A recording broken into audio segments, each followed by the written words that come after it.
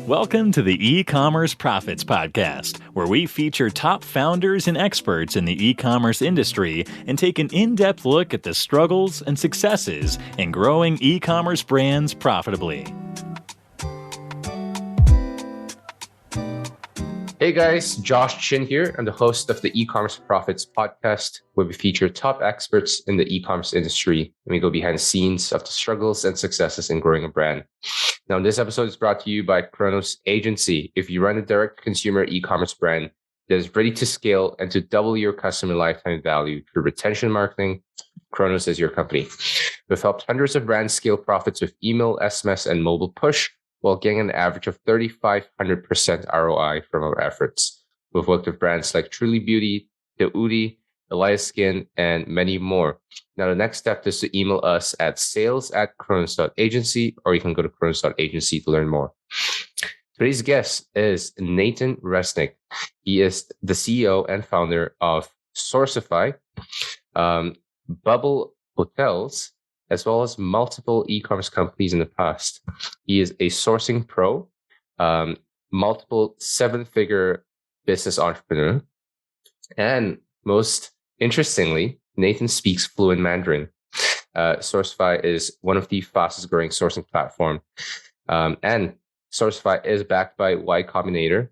We'll talk a little bit about your experience with YCom, which helps hundreds of companies manufacture products all around the world, connecting brands and entrepreneurs with factories directly.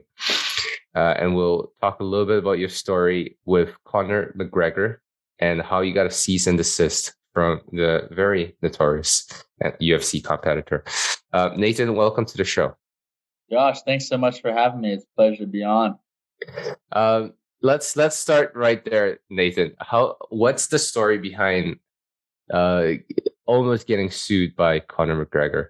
Yeah, totally. I mean, that's a fun one. You know, when Conor McGregor was going to fight Floyd Mayweather, when he transferred from the UFC to be a boxer for a bit, he, in one of his press conference, wore this pinstripe suit that had the lettering, FU going down the pinstripes, and it went completely viral.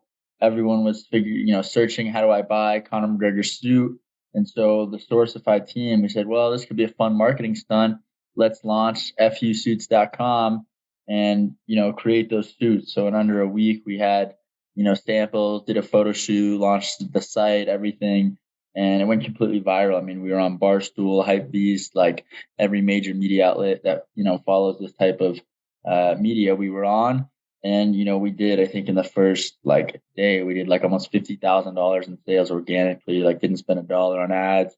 And I think that week we passed 150 or 200K. I mean, this was in 2018 or 17, maybe even. Yeah. And they went, viral. And then I guess Conor McGregor's team saw it because we used images of him on our site and whatnot. And, images of him obviously are illegal to use without his consent. So they sent us a cease and desist and said, hey, if you don't take down the site, we're going to sue you. And so we took down the site, refunded the orders, and that was that. But it was cool because we used it as a way to grow Sourcify, at the bottom. And I think maybe on the menu as well, it said made by Sourcify. And so, Sourcify has been, I've been on national news like CNN and CNBC, and, we get a lot of leads through that. But this marketing, stunt that we did years ago still drove more traffic and leads than any of those, TV or news appearances. That's crazy. What gave you the confidence to say, hey, team, yeah, go ahead. That's a crazy idea. Yeah, I mean, I think that's kind of the beauty of being a startup, right? When we were at that stage, we could kind of pull off these different marketing stunts and take tests and take shots on goal to see what was going to drive the most traffic and growth for us. Obviously for us, we help e-commerce companies produce products primarily in China, but all through Asia. And so, as a way for us to prove out our ability of being the best, manufacturing partner to bring a product to life. So I said, hey, let's treat this as our own product or treat this as a customer and, go through the process of bringing it to life. And fast, really fast. 1 week. Yeah, we did. Yeah, super fast. I mean, like we sent one of our team members to like a suit manufacturer and we're like, we need this sample done right now. Like we really were pushing the ball forward much faster than, I think most companies could have moved. What's a typical timeline like for a new customer? Let's say I'm looking to produce. I have an idea for a product. I came to you. How long would that typically take to from idea to um having those products in my Yeah, it's a really warehouse? good question. I think it depends on the product itself, depends on where you're producing it. I mean, Hmm. obviously, the past 2 years, freight forwarding has been insane and a lot of delays. But I think typically we can go from an idea to a sample and anywhere from like 4 to 8 weeks or so, depending on the product. Sometimes a bit faster if it's like a fashion item. And then production is pretty variable too. I would say a month and a half, 2 months, 3 months, depending on how big the production run is, depending on the product. And then freight used to only take like 2.5 weeks. Now, you're hearing freight take 4 weeks, 8 weeks. Like it's insane. Some of the freight rates, and also the freight delays that we're seeing. So it's a really crazy dynamic in the supply chain right now, where costs have gone up like crazy. And that's kind of, I think, trickled down to a lot of these consumer brands, and a lot of them are having to increase their pricing on their websites. But at the end of the day, I think this is still the kind of early innings of e-commerce. It's one of the fastest growing industries in the world, but there's just different wrenches that have been thrown at us right over the past few years. Yeah. And I suppose that the entire supply chain thing, and let's unpack that a little bit. It's not just e-commerce that's suffering the brunt of the issues. Mhm. Retail faces the same thing. Any business that relies on products to scale and to grow and to operate is facing some degree of problems. Um, what do you see being the trajectory of e-commerce, um, with costs rising, with shipping times and delays, and all the things that you Yeah, see right now? Do you think that's going to sustain over the next couple of years, or is that I going to think become a norm? freight costs should hopefully, level out a little bit back to, I don't know, back to as low as where they were, where you could ship a container from, China to America for like 3 or 4 thousand bucks. I don't know if they'll go back to that anytime soon, but I mean, they Mm, should start to tinker off. And I think really what this has pushed brands to do is become more data driven and forecast their supply chain more efficiently. Instead of having to just plan, 6 months out, now you might be planning your whole year yeah, the year prior, right? Like you already know what you're going to produce, this year, last year, and next year. You're planning, this year right now. So I think that dynamic shifted a lot. Where e-commerce companies a lot of times used to be more nimble and lean, and they yeah, still are very nimble and lean. But I think when it comes to your supply chain, you have to really, forecast out a lot farther, just because you don't want to get to a point where you run out of inventory and then you're stuck. I mean, we don't. There are so many companies in Q4 that we've heard of that ran out of inventory, either worst because way, their worst way to go. Yeah. containers didn't make it, or because they misjudged their forecast. So that's really kind of the dynamic that we're seeing right now. And I think 2020, COVID obviously was a horrible pandemic, but for e-commerce, it was a blessing in disguise. E-commerce really grew tremendously through COVID, and I think last year we saw a lot of kind of tailwinds from that. I mean, both in the supply chain challenges and also in some growth. But obviously, it wasn't as crazy a year as 2020. What's the best way to get started with forecasting more accurately over the course of a year, especially for brands that are constantly iterating new products and coming up with new ideas? Um, from my point of view, and I'm not a product owner, it seems like it's really difficult to predict what's going to happen 6 months down the road, let alone 12 months down the road. Yeah. Um, Yeah, I think it what's depends of the scale of the brand. And I think, number one, you want to look at what your production has done in the past. So, obviously looking at lead times from your factory, looking at, what it's taken you to, finalize your golden sample, get a sample that you want to actually go into production with. Mhm. And then I think it's a matter of kind of continuously having a pipeline that you're iterating on in terms of new product launches. So always be sampling with your factory in terms of new product ideas that you might have. So when one clicks, you're ready to roll it out and ready to have it in your corner to sell. With freight, honestly, it's so hard to predict right now just because there's been congestion at so many different ports and, just so many different challenges. Like there was another outbreak in Shenzhen last week where, a lot of the warehouses there had to shut down because of COVID. I mean, China has a zero tolerance policy. So even if there's 10 cases, they're going to shut down a large part of a city or a warehouse. So it's really, really challenging to predict freight. But I think when it comes to predicting, product life cycle and predicting, your actual production process, you can do that, pretty efficiently through data. And just looking at the time that it's taken for your factory to produce your product in the past. With tension that's going on between the US and China, and rising with what's happening as we speak right now with Russia and Ukraine, people saying potentially that gives China a bit of a green light to take over Taiwan, and at its extreme.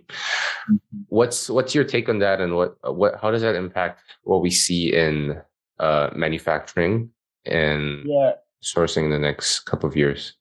Yeah, China is so dynamic and really changed over the past 15 years that I've been in the business. I lived in China in 2010, and during that time, I think in general there was a very open and kind of growth mindset with the West, and in particular America. A lot of collaboration for growth.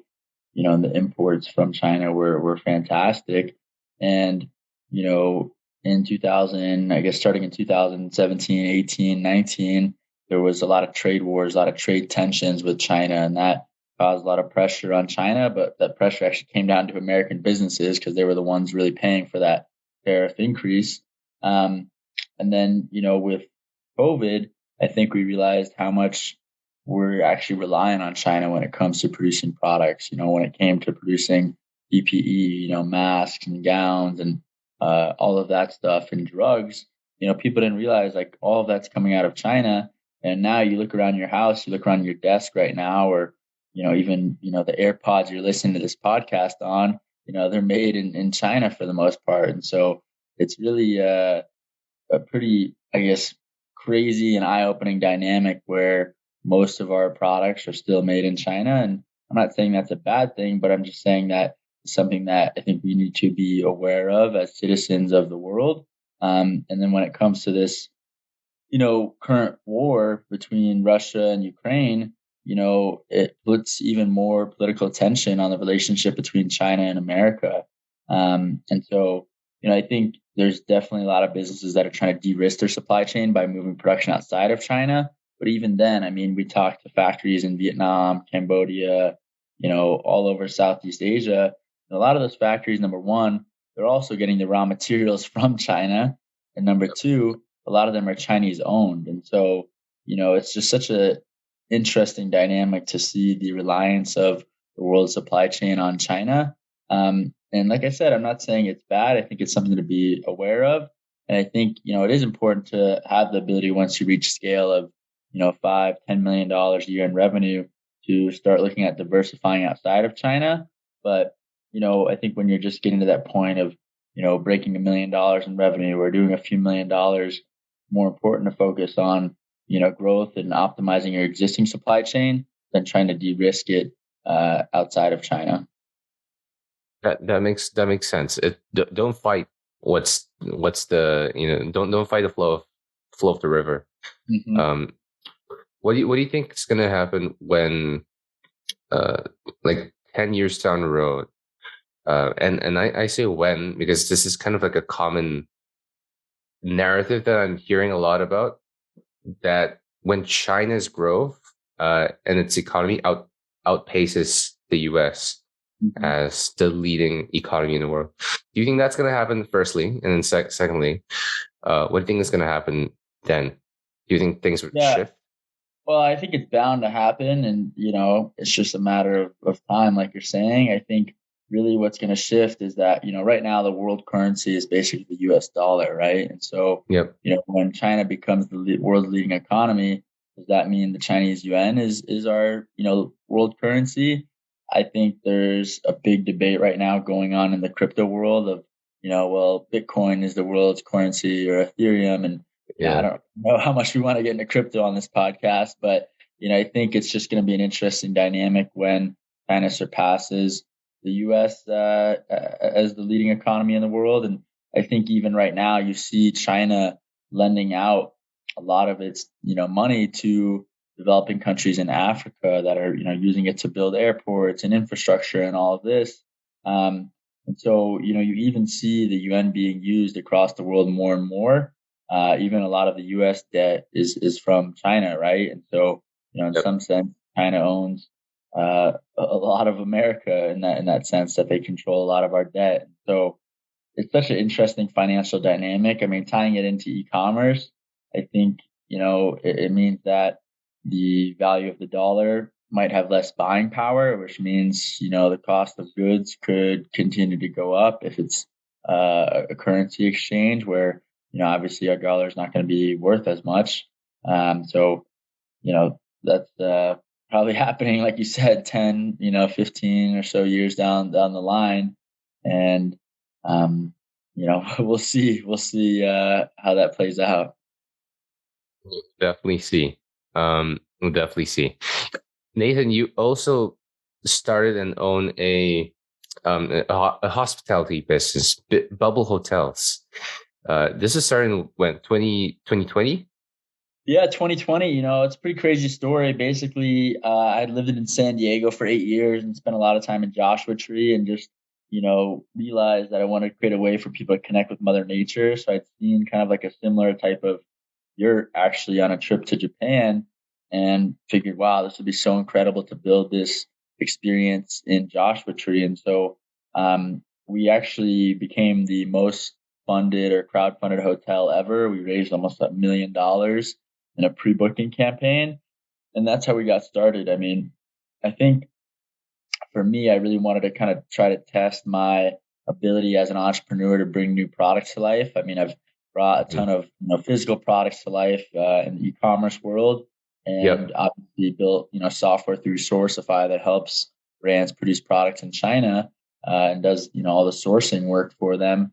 But I wanted to kind of just try that entrepreneurial capability in a different industry, and it's proved to have a lot of success. So we've got Joshua Tree, we've got Bryce National Park in southern Utah, and we've got a few other properties we're announcing here pretty soon. But it's really been quite a journey, and I think for any entrepreneur out there, it kind of is really fun to test your ability as a businessman or woman to bring a new idea to life. Fantastic. What's similar? What was transferable in your skill sets, and what did you have to relearn or learn from scratch? Yeah. I mean, I think what was transferable was the process of getting from, A to B and B to C and just all those steps that go into building and growing a successful business. I think what I had to learn was development, design, architecture, engineering, all of that. I mean, we've hired everything from, an L3 septic engineer, which is a commercial grade septic engineer, to, Hmm. reading architecture plans. I'd never done that before, to figuring out, what best materials to use for our development.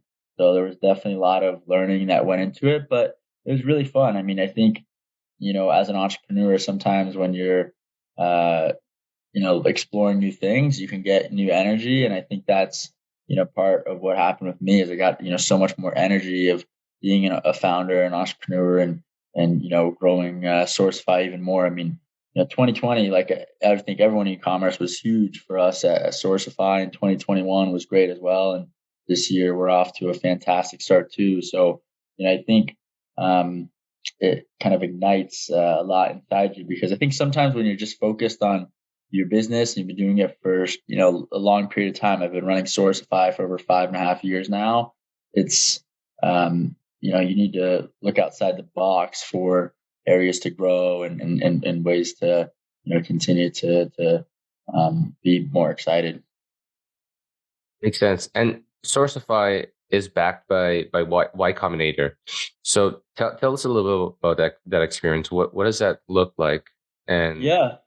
uh, has it given you some kind of a tighter timeline or roadmap that Uh, you gotta no, follow? I mean, I think so. When we went through YC, it was 2018. So we've been in business for a year. We were a bit later stage than other companies were that went through YC at the time. And Mm-hmm. for us, it was just a platform to connect with entrepreneurs that think big. Right, the community at YC is incredible. Yep.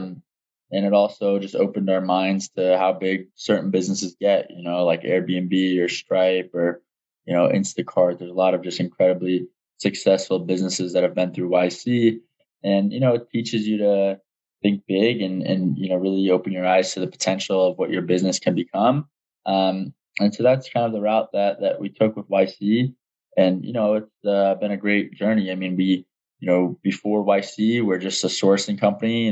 Just charging people a flat fee to manufacture their product, and after YC, we really focused on building software and becoming a growth tool for other e-commerce businesses to handle their supply chain more efficiently. So we look at a company's margin, lead time, and quality, and see which levers we can work to really help them improve their supply chain.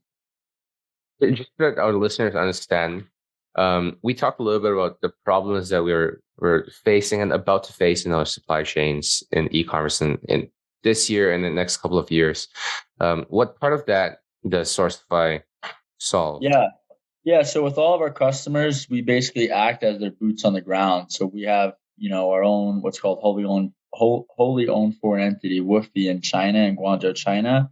We employ, about a dozen full-time team members that manage production on behalf of our customers. So we do all the sourcing work, sampling, the production management, the quality control, and often handle the freight as well. Mm. And so that's really the full scope of services that we provide, and then we do so in a very easy to digest software where customers can understand what's going on in their supply chain. And Right. then we also launched in 2020 Product Sourcing School, which is for people that are just getting started in e-commerce to try to understand and learn how to bring a product to life themselves. So it's an educational program that's helped about, I think, just over 2,000 students at this point go from an idea to a product, which is really cool. That's fantastic. Um, talk to me about growth. For both Sourcify and Bubbles Hotel, what do you see being the lever for growth at this stage of your journey for both your Yeah, it's all businesses? referrals and inbound. I mean, for us, customers refer us to other customers, and that's the beauty of it. It kind of goes to show, like, we've had a lot of success with our customers, and they're happy with the work that we do. So we, grow through referrals primarily right now. Um, with bubble hotels, it's a whole different beast of trying to find the right land Yeah. to build on and partner with an existing landowner, acquire that land. So that's a whole different dynamic for sure. With Bubble Hotels, are you backed or have you been bootstrapping through the Kickstarter campaign till now?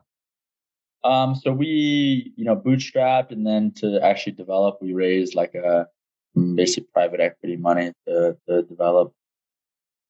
It's fantastic. So you've had you've had a taste of raising money through private equity through YC. So I suppose YC is a form of venture money, Yeah, exactly. So Sourcify has raised some venture capital. right? Through YC we raised about 2.5 million. So YC and a few other venture funds, but for us, we were able to use that capital to grow efficiently, and that's what we've been doing since 2018. We haven't taken on additional venture dollars, and I think there's an interesting dynamic to be said, especially in the e-commerce world, where a lot of these e-commerce brands have taken on a ton of venture dollars, whether it be, big mattress brands like Casper that went public and then got taken Mm-hmm. private. Like Casper, their latest round before they went public was at like 1 point something billion dollars. Yeah. And then their market valuation dropped to 200 something million. And I think they got taken private for either high 200 or high or low $300 million. So, a lot of times I think raising capital is good, but it has to be used as a tool for growth, right? And you Yeah. become you become a part of this flywheel of constantly having to grow at a certain pace. Mm-hmm. And it's just the venture capital world of burning money to continue to keep up with that flywheel pace. And it's tough because now you have external pressures that you got to manage on top of the pressures that come from your customers and growing the business at the same time. Yeah, for sure. I mean, I think whenever you're growing a business, there's going to be things breaking, but when you're trying to grow at such a high pace, a lot more might break. So Nathan, you coach brands that are just effectively startups and entrepreneurs just starting out with your first product, as well as entrepreneurs launching their 10th, 100th product as well, and you helping kind of that whole spectrum of entrepreneurs. So you've seen kind of, and you've been on the ground as well from start to where you're at right now. What are some of the best ways that you have used to acquire new skills that the next level demands of? Yeah, I mean, I think, what we see from founders that are just starting off, they need to put the pieces together to actually bring their product to life, right? So that's what we created product sourcing school for. Mm-hmm. For, our enterprise customers, most of them are doing anywhere between $2 and $100 million a year in revenue. And they run their supply chain through Sourcify because we, number one, are always improving their margin and improving their quality and lead time. But number two, we're really their boots on the ground in Asia for them. So we're going to their factories, we're negotiating on their behalf, we're making sure they're getting the best payment terms, all of that. And I think that transition for an e-commerce brand really comes from being data driven and also thinking big. I think in today's world, especially with rising ad costs, that I'm sure you guys are more familiar with me. Yeah, With our terrible. team on the ad side, it's crazy. iOS 14 had a huge impact on ads, and so tracking has been all messed up, and we see brands now that have gotten a scale spending an average of 35-40% of revenue on ads, which is quite a big chunk of their revenue. Of course, it's a huge chunk. It is, especially if the brand start optimizing email and SMS. Mhm. That's a big issue there. But with manufacturing and sourcing, are there benchmarks in terms of cost and percentage of revenue that you tend to look at? And Yeah, we typically see. I mean, most companies that get to scale, their margins on their product are 80+%. I mean, usually even 85+%. So if they're okay, producing, let's say they're selling $100 product, yeah, they're spending less than $15 to produce that product, to manufacture that product. wow, So, because you think about it, if you want to get to scale and you're spending 40% of your revenue on ads, you've got, let's say that number was 25% and you got 40% of ads, it's 65%. That leaves you mm-hmm. with, 35% left. You probably got 10 or 15% of overhead. You got, like your margin just gets depleted, after a while. And so having that Yeah, large margin from a product standpoint, from a COGS standpoint, enables you to spend more than your competitors to acquire that same customer, right? So that's why margin is so correct. important because, if I'm producing my product for $10 and you're producing it for 15, I can spend $5 more to acquire that same customer than you can. Exactly. That's how we outcompete and win. Nathan, for people listening, what's your number one advice for scaling e-commerce brands? I think on the scaling side, especially in this market, I'd be very niche focused and start with a community. So, like, if you already are a part of a community, whether it be like, for example, pickleball, I've been playing a lot of pickleball lately. I love that community, and I think it's such a fun game to play.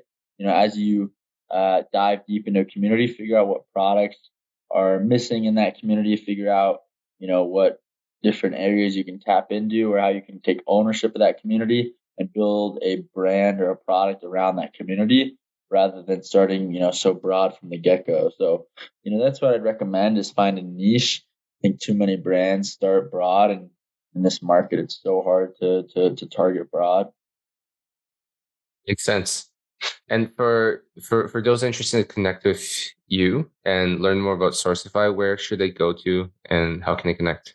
Yeah, I'm pretty active on Twitter. If you just search Nathan Resnick, I should be there. And then LinkedIn, I'm pretty active as well. I'm Nathan Resnick on LinkedIn. And if they want to hear more about Sourcify, just sourcify.com or Google Sourcify, will be there. And happy to answer any manufacturing questions or talk about e-commerce, or I guess host you at Bubble Hotels too.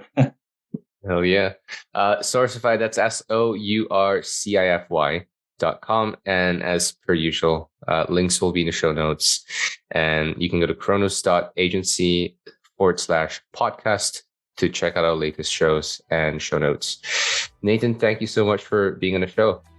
Thank you. Thanks for listening to the E-commerce Profits Podcast. We'll see you again next time, and be sure to click subscribe to get notified of future episodes.